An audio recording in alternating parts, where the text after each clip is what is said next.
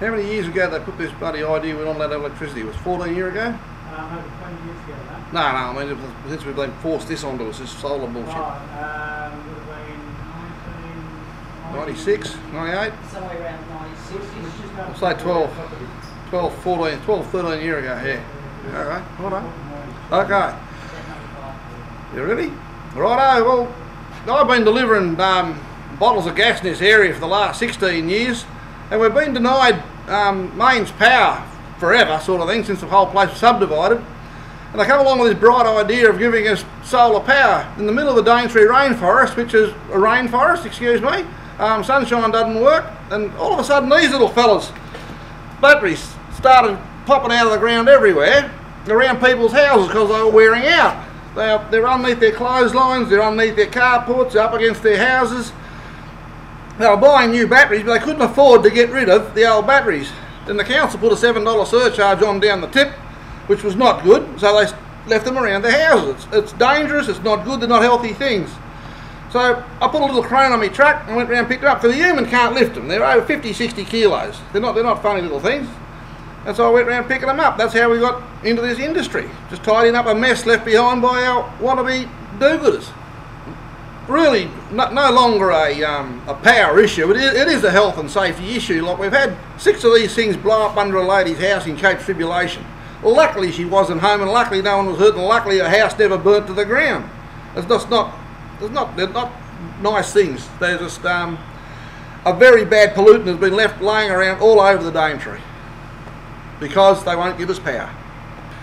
Now, you ask about the lifespan of one of these things. The company come out and tell you they'll last 10 years to 15 years, and they will too if they're well looked after.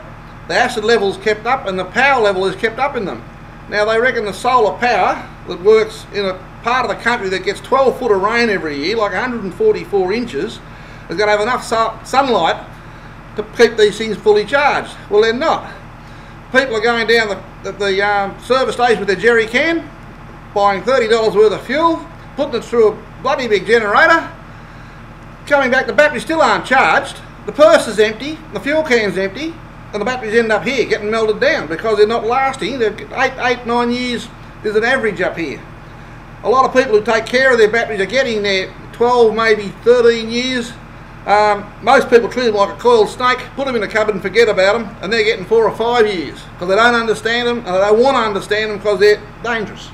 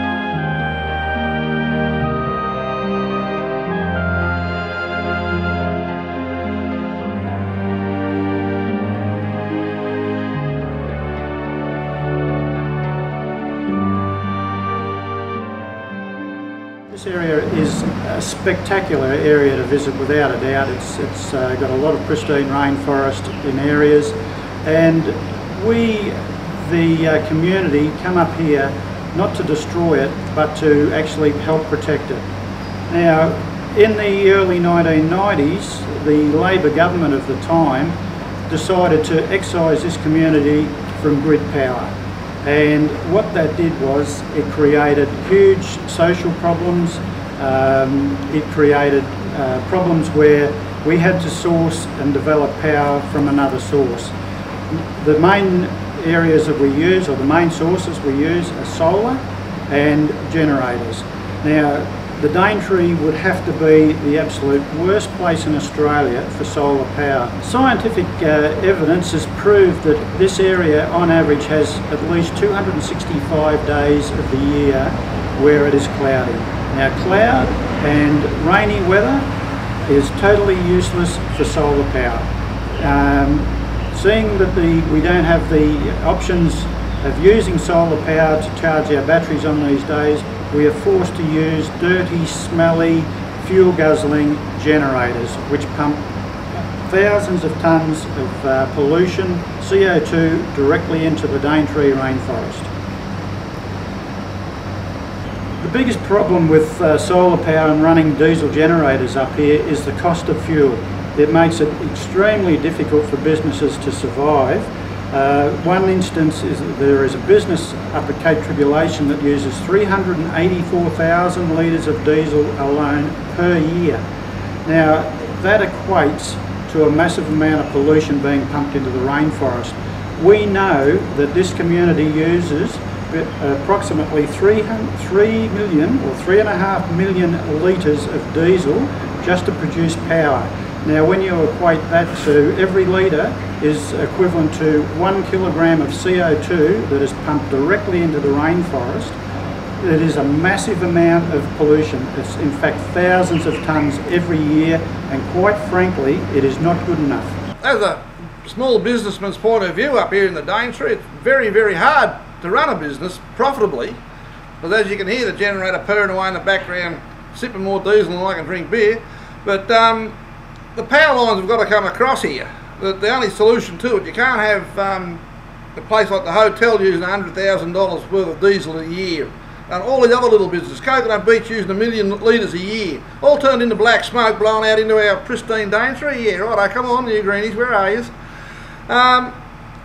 Mains power is the only solution to the problem to have a profitable community here.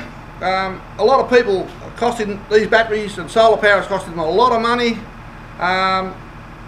Like I said, a lot of people don't understand it, don't want to know about it, and a lot of people come in here, live for a while and go again. That not a really good way to run a community anyway, as far as I'm concerned.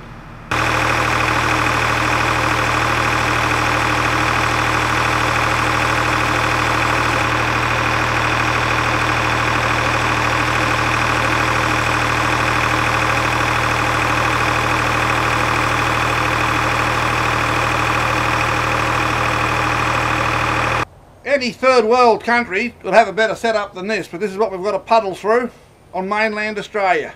Isn't it amazing? There are options that the Queensland Government has available to it to alleviate this problem.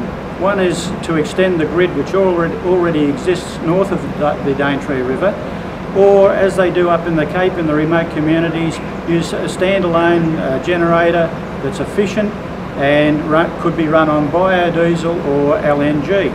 Now, what we want the government to do firstly is to change its policy on power for north of the Daintree River so that the power providers can actually do something in providing a better form of power to this community. What we'd like is your help to lobby Anna Bligh and the Queensland Government to change its policy so that we can truly look after this magnificent area and not pollute it. Now, we were here in the rain before, the rain stopped, and I'd like to take you over now to show you the generator and hopefully the pollution that it's pumping directly into the rainforest. This is the pub's generator, and you can clearly see on a sunny day the amount of pollution that's being pumped directly into the rainforest. Now, this isn't good enough. Imagine the experience that our tourists get when they come up here and they have to listen to noisy, smelly generators humming away all night, and what sort of experience does that give them? Now, it's not good enough. We want the Queensland Government to do something about it. We want to get rid of the generators out of the Daintree.